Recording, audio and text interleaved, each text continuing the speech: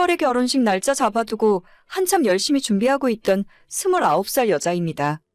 제 상식으로는 도저히 납득할 수 없는 일이 일어나서 지금 결혼이고 뭐고 다 집어던진 상황이에요. 남자친구는 물론 그쪽 집안에서도 제가 개념이 없다고 하는데 너무 억울한 마음에 한번 둘 중에 누가 이상한 건지 확인받고 싶어서 사연을 보내게 되었습니다. 저와 남자친구는 연애만 3년 했어요. 작년 말 처음 결혼 이야기가 나왔을 때부터 남자친구는 자신만만하게 우리 결혼하게 되면 신혼집은 자기 쪽에서 알아서 해결하겠다 하더라고요.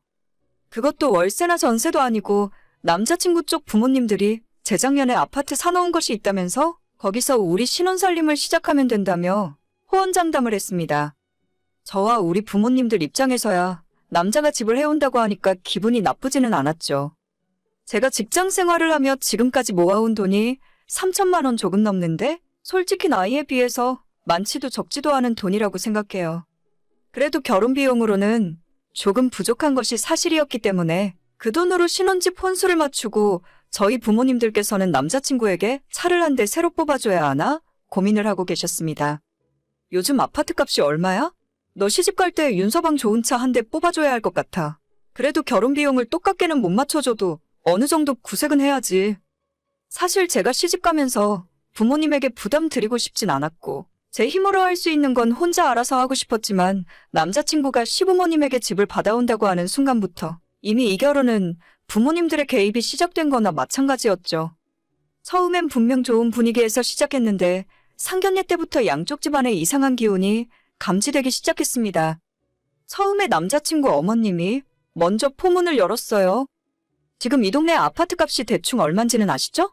저희도 웬만해서는 남들 하는 만큼 하고 넘어가려고 했는데 그래도 집 해주는 부모 입장에서는 어느 정도까지는 맞춰주셨으면 하는 마음이 있네요.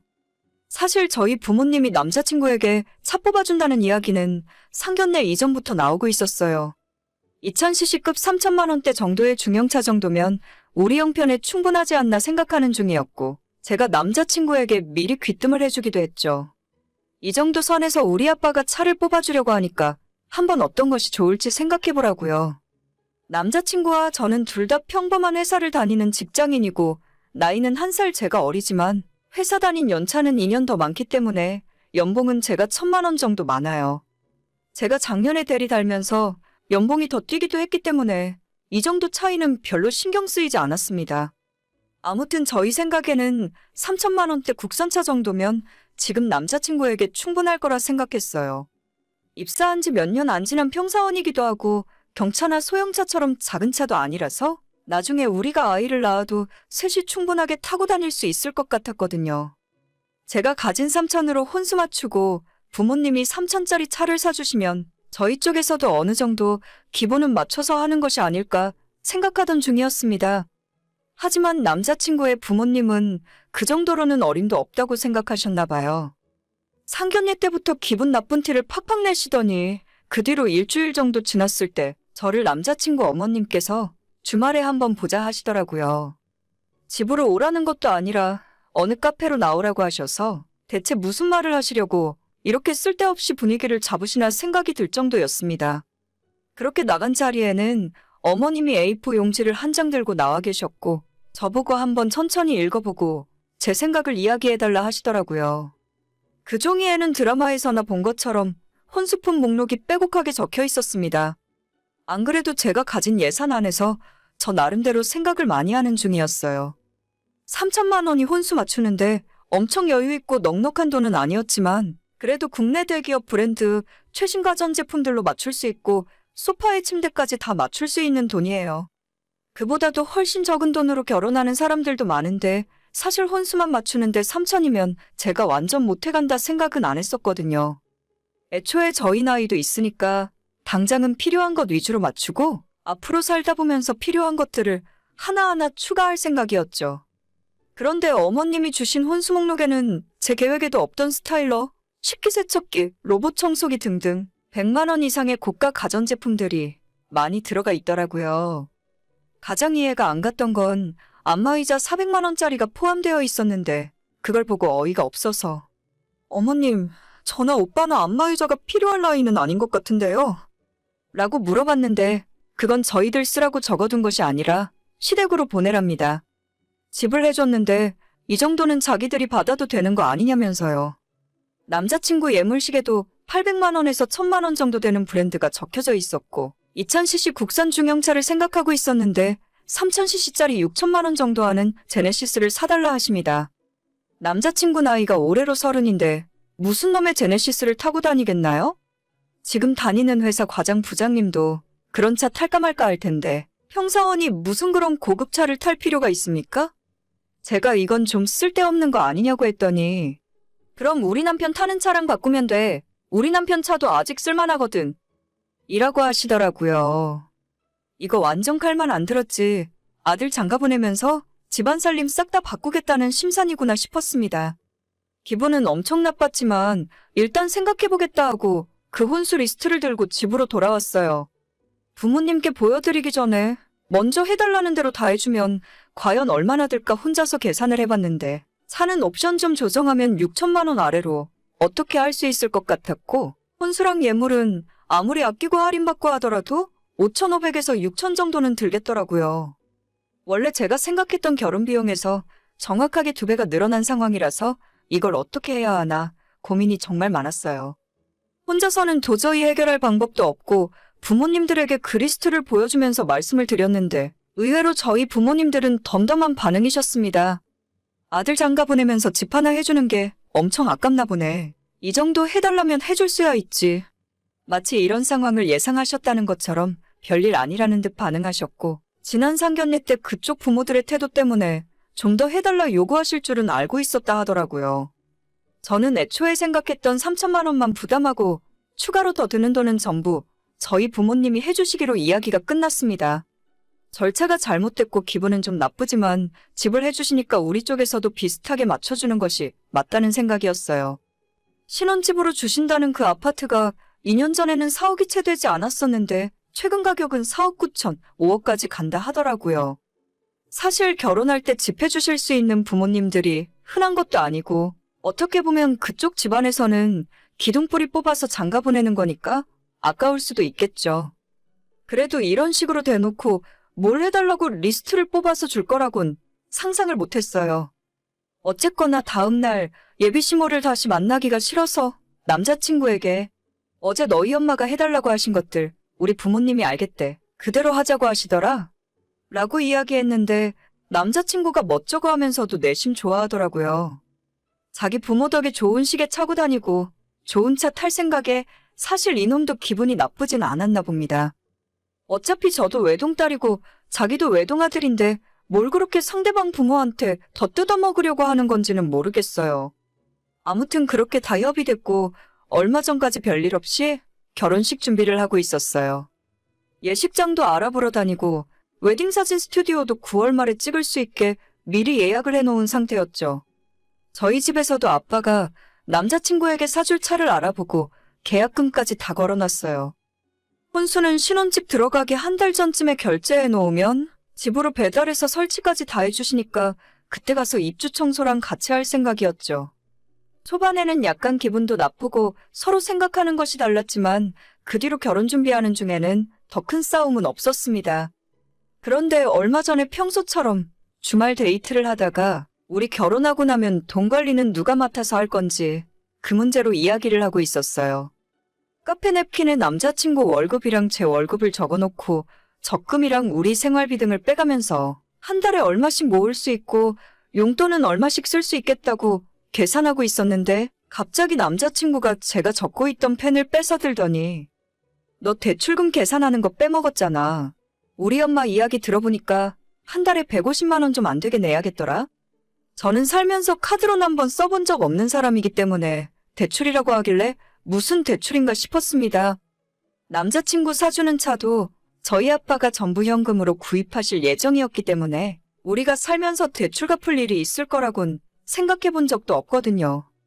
제가 깜짝 놀라서 무슨 대출을 한 달에 150만 원씩 갚아야 하냐 물었더니 남자친구가 정말 뻔뻔한 표정을 지으면서 무슨 대출은 무슨 대출이야. 우리 신혼집 대출 갚아야지. 라고 하더라고요. 저는 정말 하늘에 맹세할 수 있는데 그때 그 순간이 집에 대출이 있다고 처음 들은 날이었어요. 그 집에 대출이 있는 줄도 몰랐고 남자친구나 걔네 부모님이나 대출 갚아야 한다고 한 번도 말한 적 없습니다. 대체 그 집에 대출이 왜 있냐고 물었더니 지금은 전세 주고 있는데 10월에 세입자 내보낼 때 대출 받아서 전세금 내줘야 한다더라고요. 처음에 그 집을 전세 끼고 샀을 때 전세금이 2억 5천 있었는데 얼마 뒤 기존에 살던 세입자 내보내고 새로 맞춘 전세가 3억이라고 하는 겁니다. 그쪽 집안에서는 당연히 그 돈 한 푼도 내줄 생각 없고 자기들이 집 해주는데 전세금 정도는 너네가 살면서 갚아야 하는 거 아니냐는 입장이더라고요. 5천만 원 전세 올려받은 돈이라도 받을 수 있냐고 물어봤는데 그것까지 다 시부모님들이 다른 곳에 다 써버렸답니다. 한마디로 지금 3억에 전세 살고 있는 사람들에게 줄 수 있는 돈이 당장 한 푼도 없어요. 은행에서 3억을 통째로 빌려다가 생돈을 주고 내보내야 하고 그 대출은 제가 앞으로 살면서 갚아야만 하는 돈이더라고요. 실제로 그 뒤에 은행에 제가 알아보니 요즘 금리가 조금 올라서 30년짜리 대출을 받으면 한 달에 150만 원에서 왔다 갔다 할 것 같았습니다. 진짜 어이가 없고 말문이 막혔어요. 처음엔 집을 다 해줄 것처럼 이야기했고 저한테 1억이 넘는 혼수를 새로 해오라고 했으면서 왜 대출 갚으며 살아야 한다는 건 지금까지 꽁꽁 숨기고 있었는지 사기당한 기분이 들더라고요. 남자친구에게 나는 그 돈 갚으면서 살기 싫다고 차라리 그 집을 팔고 작은 집으로 가면서 혼수도 다시 처음 내 생각대로 3천만 원 안에서 해결하자고 했더니 남자친구가 한다는 말이 자기 명의가 아니고 엄마 명의로 되어 있어서 마음대로 하지 못한다네요. 그게 무슨 소리야? 결혼할 때 어머님이 오빠 앞으로 명의를 돌려주시겠지. 아니랍니다. 그 대출 다 갚기 전까지는 명의 돌려줄 생각이 전혀 없으시대요. 그러니까 정리를 하자면 집 사주신다고 해서 고급 제네시스를 포함한 1억이 넘는 혼수를 해오라고 강요해놓고 알고 보니 그 집에는 갚아야 할 전세금이 3억이 있었고 심지어 명의조차 저희 앞으로 돌려주지 않는다는 것이었죠. 그럼 이게 뭔가요? 저는 해달라는 거 다 해주고 남자친구 엄마 집에 대출금 갚아가며 월세 사는 거나 뭐가 다르죠? 너무 화가 나서 왜 처음부터 이렇게 설명을 안 했냐? 너랑 너네 가족이 지금 나한테 사기치려고 한 거냐고 화를 냈더니 자기들은 하나도 문제라고 생각 안 한대요. 시세로 거의 5억 정도 하는 집에 3억 대출 갚으면 그래도 2억이 이득인데 제가 우리 집에서 혼수를 1억을 넘게 가져와도 시댁에서 더 부담하는 거랍니다. 100번 양보해서 그 말이 맞다고 쳐도 그럼 최소 신혼집을 공동명의로 돌려줬어야죠. 어머님이 명의를 그대로 갖고 계시면서 저보고 30년 동안 매달 150만 원씩 대출금만 갚으라고요? 그거 다 갚고 나면 저 환갑이에요.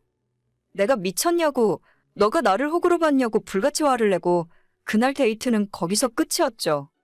집에 와서 부모님에게 이 모든 사실에 대해 말씀을 드리는데 당연히 엄마도 아빠도 세상에 집 해주기로 해놓고 대출 갚으면서 살라는 부모가 어디 있냐고 하는 겁니다.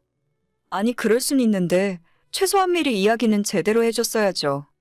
아빠도 화가 잔뜩 나서 바로 자동차 딜러한테 전화해서 차 계약해놨던 거 취소해버렸고 엄마도 그딴 사기꾼 집안이랑 결혼하지 말라시더라고요.